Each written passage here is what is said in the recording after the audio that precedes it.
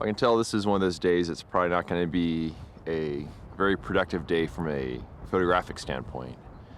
And it's really because of the weather.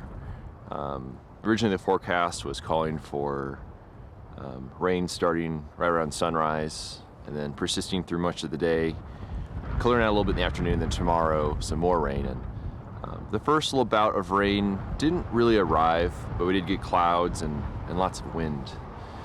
And so I came over here to the east side of the park, but with the threat of rain, it would be a very unwise idea to go down into the washes because you never know what's happening upstream.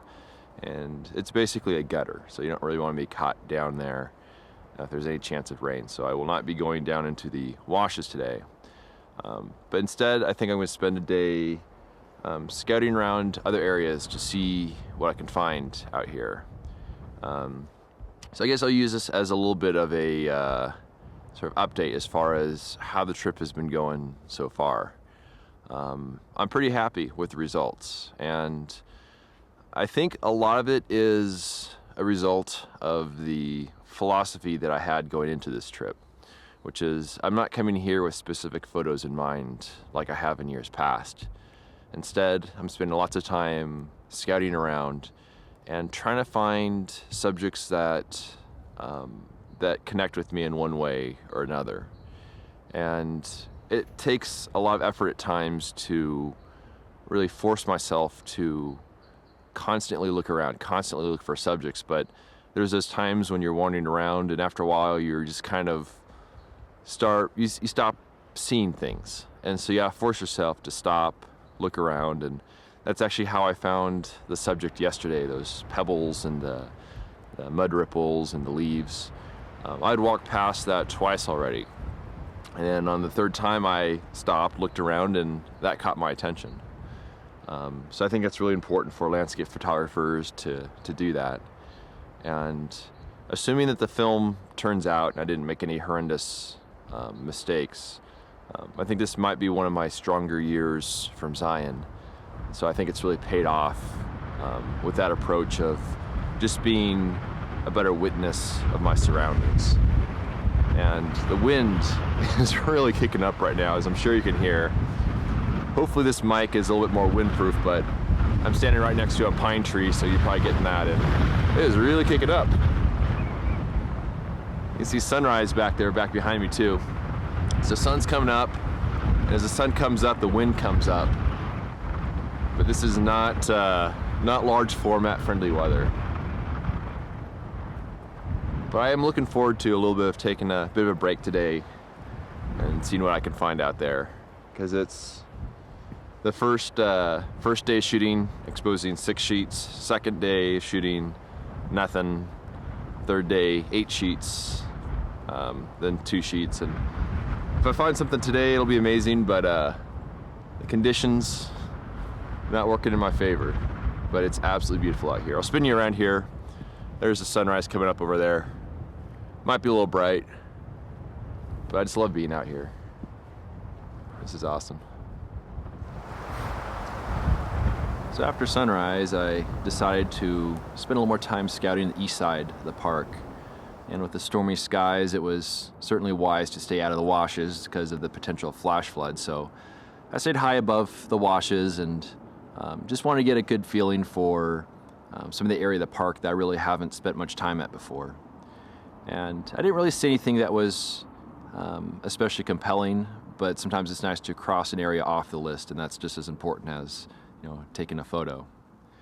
As I was wandering around, the skies really started to clear up, and after a while it was pretty much blue skies with just some small clouds. And at that point I decided to head back down canyon. And I wanted to head down to the main canyon itself, so I drove back through the tunnel, then down the switchbacks, and all the way back down to Canyon Junction, where I parked my truck and waited for a shuttle bus there. And I gotta say, the experience of the shuttle bus kind of kills things a little bit. It's always very crowded.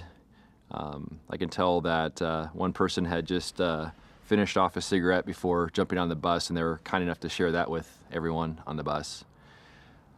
But I only was on the shuttle for one stop and then got off to check on a few things. And after that, I jumped back on the shuttle again, and a couple stops further up canyon, and I wanted to check on one more thing. And mostly I wanted to see the status of fall color in the main canyon, because it looks like it's going to be a little bit odd this year. The leaves aren't really going from green to yellow like they normally would. They're kind of getting brown spots on them, and just kind of dying on the tree while they're still kind of green, and then it's kind of falling off. And I think it might make an interesting, kind of honest shot of the ground and the leaves and the way that they are after they've fallen off the tree, but it's not really the neon yellow that you would typically see.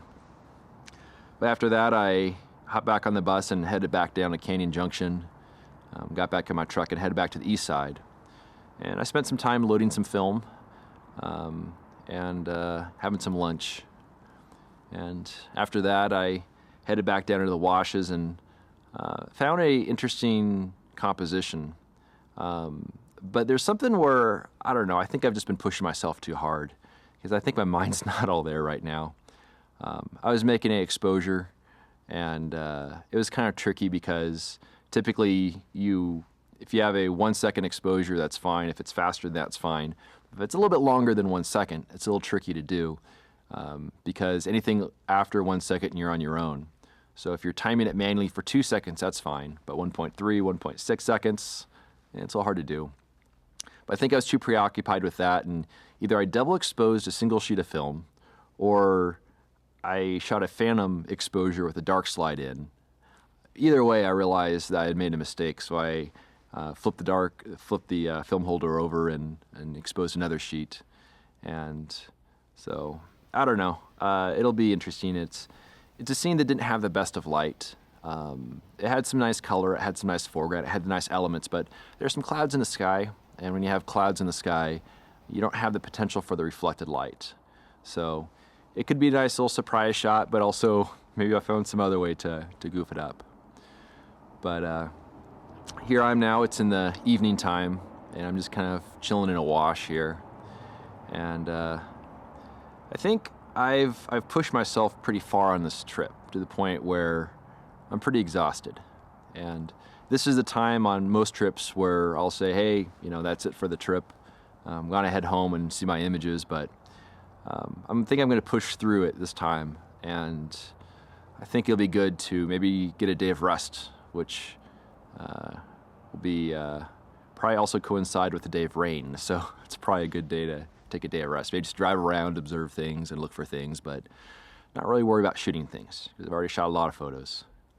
But some weather is on the way. Early tomorrow morning, it'll probably start to rain.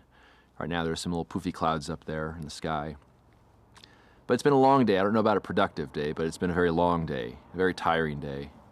My legs are sore.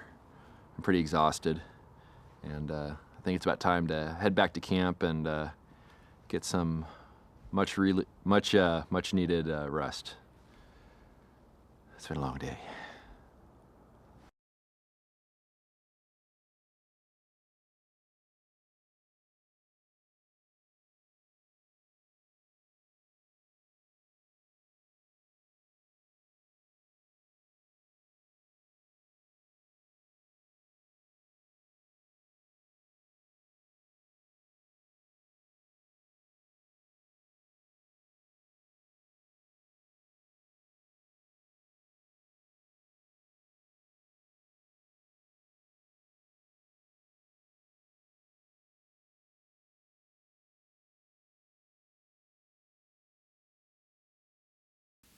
If you love this content and want to help support my journey, you can do so by subscribing to my YouTube channel, telling a friend, or sending a contribution of just $24 a year via PayPal.